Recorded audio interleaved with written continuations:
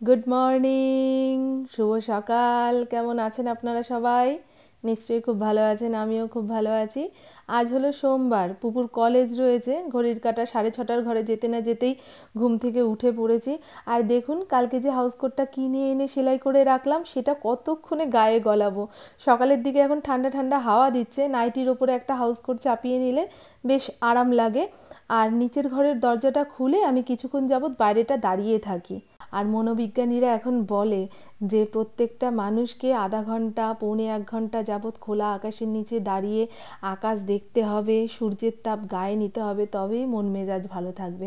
আজকে পুকুর টিফিনে বানিয়ে দেবো পোহা। কড়াইয়ের মধ্যে ফুলকপি, আলু, পেঁয়াজ, কুচনো কাঁচা লঙ্কা একটু ভেজে নিয়ে আগে থেকে ভিজিয়ে রাখা পোহা মানে চিড়াটা এর মধ্যে দিয়ে ভাজা ভাজা করে নাবিয়ে রাখবো। এটা কিন্তু পোলাও নয়, ওই চিড়ের পোলাওয়ে মিষ্টি ভাবটা বেশি থাকে, কিন্তু পুপু তো মিষ্টি জাতীয় জিনিস খেতে চায় না, তাই ঝালের পরিমাণটা বেশি দিয়েছি বলে এটাকে পোহাই বললাম। আগে পুপু যখন ওই ভোপালে রাইফেল খেলতে যেত, তো যে কোনো হোটেলে উঠলে সকালের ব্রেকফাস্টের অপশান হিসাবে পোহা থাকতো। তারপরে আশেপাশের যত দোকান রয়েছে সব দোকানেই মোটামুটি ওই সকালের ব্রেকফাস্ট হিসাবে পোহা বিক্রি হতো। আমি ভাবতাম কী রে বাবা, এখানকার মানুষ কি পোহা ছাড়া আর কিছুই খেতে জানে না? আমরা তো বাঙালি, কোনো জায়গায় গেলে একটুখানি কচুরি আলুর দম পেলে ভালো লাগে, কিন্তু না, ওইখানে এই পোহাটা খুব বিক্রি হয়। আর আমি পোহার সঙ্গে পুপুকে দিয়েছি অল্প একটু বাদামের চাটনি। আজকে পুপুর বেরোতে দেরি হয়ে গেল। আমি তো আমার কাজ সেরে রেখে দিই, কিন্তু প্রত্যেক দিন কীভাবে যে ওদের দেরি হয়, দেরি হয়ে গেলে কি হবে বলুন তো? কলেজের বাসটা পাবে না, এই এত দূরের রাস্তা, মানে গাড়ি পাল্টে পাল্টে যেতে হবে, তাতে খুব অসুবিধা। আর আজকে কি রোদ উঠেছে দেখুন। কাল রাতে অনেক জামা কাপড় স্ট্যান্ডে মেলেছি, তারপরে যে কটা ধরেনি সেগুলো জানলার মধ্যে মেলে রেখে দিয়েছিলাম। আর এই দেখুন, ওপরের ঘরে এপাশের জানলাটা খোলার সঙ্গে সঙ্গে কি ভালো রোদ এসে বিছানায় পড়েছে। 8টা, 8:30 থেকে একদম 10টা, 10:30 পর্যন্ত এই রোদটা থাকবে। শীতকালে বিছানা পাট কম্বল একটু রোদে গরম করে নিয়ে আসলে একটা রোদ্দুর রোদ্দুর গন্ধ ছাড়ে, তো তাতে মন মেজাজ ভালো লাগে। তবে গরমকালে এই জানলাটা খোলা যায় না। যে চাদরগুলো পেতে আমরা রাতে ঘুমাই সেগুলো ভাঁজ করে তুলে রাখলাম, আবার রাতে পেতে শোবো। আজকে না আমার কথা বলতে ইচ্ছা করছে না, জানেন? আমার মাঝে মধ্যে এরকম হয়, কথাও বলতে ইচ্ছা করে না, কারোর কথা শুনতেও ইচ্ছা করে না। ইন্দ্র যখন পুপুকে নিয়ে বেরোলো তখন একবার জিজ্ঞাসা করলো, মামুন বাজার থেকে মাছ আনবো? আমি প্রায় মুখ ঘুরিয়ে ঘরে চলে আসলাম। আমার এরকম হয়, মন খারাপ নয়, কিন্তু কথা বলতে ইচ্ছা করে না, মনে হয় নিজের সঙ্গে নিজে অনেকটা সময় কাটাই। আর এরকম অবস্থাতে না আমার পুরনো অনেক কথা মনে পড়ে যায়। আমার পুপু যখন ছোট ছিল, মানে ওই 6-7-এ পড়তো, তখন হস্তিনাপুরের বাড়িতে থাকতাম। হঠাৎ করে ফেসবুকের থ্রুতে আমার কয়েকজন কলেজের বন্ধুর সঙ্গে আবার আলাপচারিতা শুরু হলো। তা আমার হস্তিনাপুরের বাড়িতে থাকাকালীন ওই স্মার্টফোন ছিল না। কম্পিউটারে ফেসবুক ওপেন করে যতটুকু বন্ধুদের সঙ্গে কথা বলার আমি ঠিক ততটুকুই কথা বলতে পারতাম না। সে যাই হোক, ওই বন্ধুদের সঙ্গে আলাপ হওয়ার পরে আমার এক বান্ধবী হঠাৎ করে মেসেজ করলো, চল পম্পা, তোর বাড়ি আমার বাড়ি তো খুব কাছে, তা আমরা মাঝে মধ্যে গঙ্গার পাড়ে গিয়ে একটু বসবো, গল্প করব। আমি ঠিক আছে। পুপু তখন সপ্তাহে 2টো দিন রাইফেল ক্লাবে যেত, ইন্দ্র নিয়ে যেত। 6টা থেকে 8টা পর্যন্ত আমি পুরো ফ্রি। মনে হলো না, সংসারের বাইরেও একটা আলাদা জগৎ আছে, বন্ধুদের সঙ্গে না মিশলে সেটা বুঝতে পারবো না। তা ওই বান্ধবীর সঙ্গে মোটামুটি 6 থেকে 7 বার আমি আমার এই গঙ্গার পাড় থেকে এদিকে ওদিকে গেছি। না হলে গঙ্গার পাড়েই আমাদের মোটামুটি গল্প হতো। তা যেখানে যাচ্ছি যাতায়াতের ভাড়াটা আমি দিলে ও হয়তো ওই ফুচকা খেলাম কিংবা ঘুগনি খেলাম সেই বিলটা পেমেন্ট করতো। এইভাবে আমাদের বন্ধুত্ব যখন খুব জমে উঠেছে, তা হঠাৎ করে একদিন বলছে, পম্পা আমার ছেলে স্কুলে ভর্তি হবে, আজকে লাস্ট ডেট, তুই আমাকে কিছু টাকা দিতে পারবি? আমার তো তখন নিজের রোজগার ছিল না।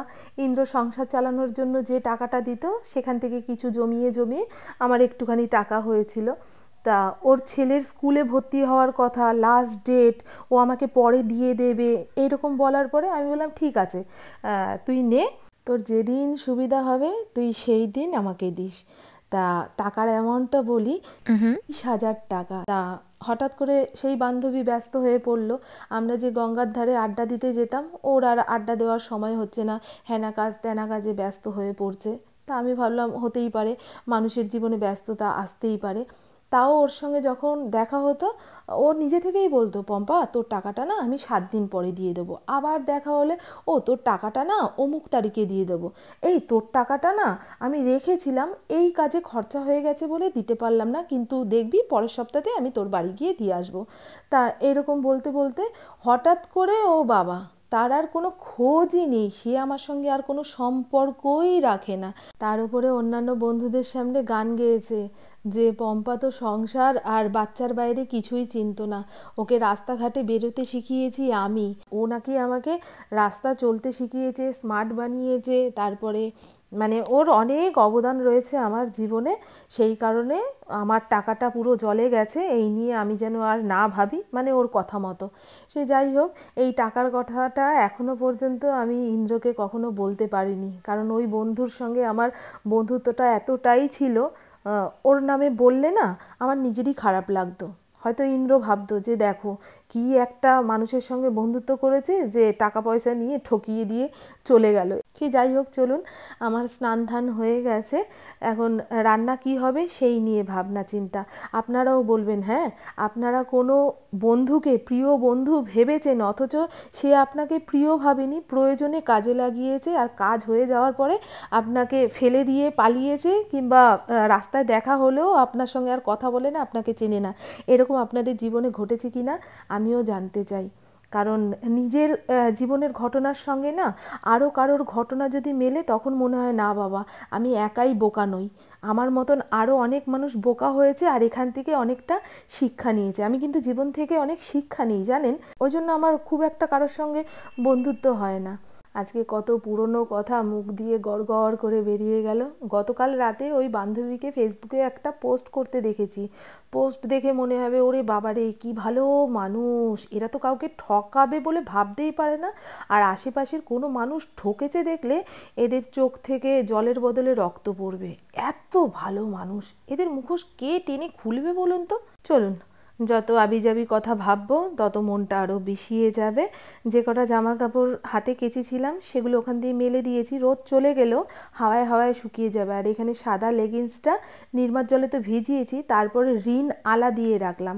আধা ঘন্টা 1 ঘন্টা যাবৎ এই সাদা জামা কাপড় যদি রিন আলা দিয়ে ভিজিয়ে রাখা হয়, দাগ ছোপ যা থাকবে সেগুলো আলগা হয়ে গেলে একটুখানি থুপলেই দেখবেন পরিষ্কার হয়ে যায়। আমার পুপু তো ওই কলেজের সাদা জামাটা আলা দিয়েই ভিজিয়ে রাখে। আর ইন্দ্র বাজার থেকে এনেছে একটা লাউ, আনার সঙ্গে সঙ্গে বলল, মামন একদম কচি, বাজারওয়ালা মাসি বলল সবে গাছ থেকে পেরে এনেছে। আমি ভালো করেছো, এই টাইমে না ওই লাউ ধনেপাতা দিয়ে মটর ডাল, তারপরে চিংড়ি মাছ দিয়ে লাউ ঘন্ট, বড় চিংড়ি দিয়ে নয়, ওই ছোট ছোট যে চিংড়িগুলো হয় সেই চিংড়ি দিয়ে লাউ ঘন্ট, বড়ি দিয়ে ধনেপাতা দিয়ে লাউ ঘন্ট, দারুণ লাগে। এই অর্ধেকটা লাউ দিয়ে আমি ডাল বানাবো। আর দেখুন ঘরে কড়াইশুঁটি চলে এসেছে, এই শীতের শুরুতে কড়াইশুঁটি ছুলতে বসলাম।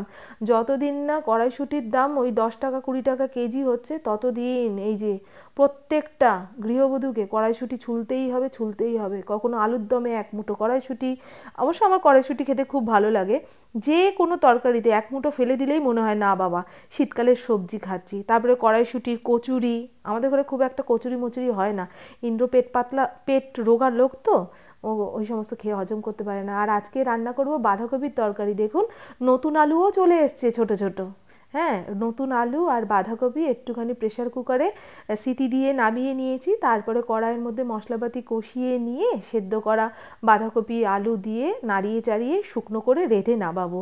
এই বাঁধাকপিও আমার রাঁধতে ইচ্ছা করে না জানেন, এখন তো সেই শীতের বাঁধাকপি ওঠেনি যে কড়াইয়ে দেওয়ার সঙ্গে সঙ্গেই একেবারে মজে যাবে, এগুলো পুরনো বাঁধাকপি, সেই কেমন একটা বিচ্ছিরি গন্ধ, সেই জন্যই ভাপিয়ে নিয়েছি। আর এই তো আজকের দুপুরের রান্না, কড়াইশুঁটি, নতুন আলু দিয়ে বাঁধাকপির তরকারি, মটর ডাল দিয়ে ধনেপাতা দিয়ে, আর কি যেন কাটলাম ওটা, লাউ দিয়ে ডাল, আর মশলা পাঁপড় ভাজা। চলুন দুপুরের খাওয়াটা তৃপ্তি সহকারে খেয়ে নিই। আর আমি চালিয়ে নিয়েছি একটা ফুড, কি বলে, ফুড ব্লগ দীক্ষা পাট্টাগিরির। আর এই তো গুড ইভিনিং, এখন যাব ওই যোগব্যায়ামের ক্লাসে। আর দেখুন না বাইরে ঠান্ডা ঠান্ডা হাওয়া দিচ্ছে তো, আর এই গেঞ্জিটা পরেই আমি ওখানে গিয়ে যোগব্যায়াম করব। তা ওটা বাড়ি থেকেই পরে নিলাম, তার উপরে কুর্তিটা পরে নিচ্ছি। এই তো এবারে হাঁটা লাগাবো। আর না হলে ওখানে জামা চেঞ্জ করে ওই গেঞ্জি পরার জায়গা রয়েছে। ধর, কে আবার অত খাটনি করে। আর একটা জিনিস খেয়াল করেছেন, শীতকালে কিন্তু অনেক সুবিধা রয়েছে। সেগুলো যদি খাতায় লিখে লিখে রাখি যে শীতকালে আমি এই সুবিধাগুলো ভোগ করব, তাহলে শীতকালের নামে যারা বদনাম করতে ভালোবাসে, যেমন আমার মতো শীতকাতুরে লোকেরা না শীতকালকে মোটেই পছন্দ করে না। কারণ আমাদের বাইরে ঘোরাফেরা কম, ঘরে বসে বাসন মাজা, ঘর মোছা, যত জলের কাজ আছে শীতকালে করতে গেলে যেন হাড্ডি গুড্ডি কেঁপে ওঠে। সেই জন্যই শীতকালটা ভালো লাগে না। কিন্তু এবছরে ভেবেছি শীতকালে যে কত ধরনের সুবিধা রয়েছে সেগুলো একটা খাতার মধ্যে লিখে রাখবো, যে আমাকে এই এই সুবিধাগুলো ভোগ করতে হবে। তাহলে দেখবেন আর শীতের বদনাম মুখে আসছে না। সে যাই হোক, চলুন আমি একটু তাড়াতাড়ি যোগব্যায়ামের ক্লাসে যাব, তাহলে সবার সঙ্গে একটু গল্প গুজব হয়। আমার না এই ধরনের বন্ধুত্ব খুব ভালো লাগে, যে কোনো এক জায়গায় গেলাম, 10-15 মিনিট নিজেদের গল্প গুজব করলাম, তারপরে বাড়িতে এসে তুমি তোমার মতন থাকো, আমি আমার মতন থাকি, আবার কাল পরশু দেখা হবে। তো চলুন, আমি পুপুর জন্য এতক্ষণ অপেক্ষা করতে করতে ধীরে সুস্থে রেডি হলাম। ও তো কলেজে গেছে, এতক্ষণে ফিরে যাওয়ার কথা। আসলে ওকে ভাত গরম করে খাইয়ে দিয়ে যেতে পারলে অনেকটা নিশ্চিন্তে থাকি। তবে এরপরে অপেক্ষা করতে গেলে আমার ওই যোগব্যায়ামে পৌঁছাতে দেরি হয়ে যাবে। আর ওখানে দেরি করে পৌঁছালে কি হয় বলুন তো, নয় সবার লাস্টে গিয়ে ম্যাট পেতে দাঁড়াতে হবে। আর লাস্টে দাঁড়ালে মনে হয় কি আমি একা একা ব্যায়াম করছি, ওরে বাবারে, আমার আশেপাশে তো কেউ নেই, বুঝেছেন। আর সবার সামনে যদি আমাকে দাঁড় করায়, মনে হয় অনলাইনে যারা আমাকে দেখে ব্যায়ামটা করবে, আমি তো নিজেও ভুল করছি, তারাও ভুলভাল শিখবে। সেই জন্য আমি যাতে ওই যোগব্যায়াম সেন্টারে গিয়ে মাঝখানে একটু জায়গা পাই, সেই রকম সময়ের হিসাব করে বাড়ি থেকে বেরোতে পারলে ভালো হয়। আর যত গাড়ির আওয়াজ কানে আসছে, খালি মনে হচ্ছে ইন্দ্র মনে হয় আসছে। আর ইন্দ্র আসবে মানেই পুপু সঙ্গে আসবে। এই যে কারোর অপেক্ষায় থাকলে না মনে হয় তার আওয়াজ কানে আসছে, সে যদি গাড়ি করে আসার কথা থাকে তার গাড়ির আওয়াজ কানে আসছে। তো চলুন বন্ধু, আমার বক বক আজকের মতন এইটুকুই। আপনারা সবাই খুব খুব খুব ভালো থাকবেন, নিজের শরীরের খেয়াল রাখবেন, সুস্থ থাকবেন, আর অল টাইম স্মাইল করতে হবে। টাটা, খুব ভালো থাকবেন। খালি মনে হচ্ছে ইন্দ্রর বাইক আসছে, জানো।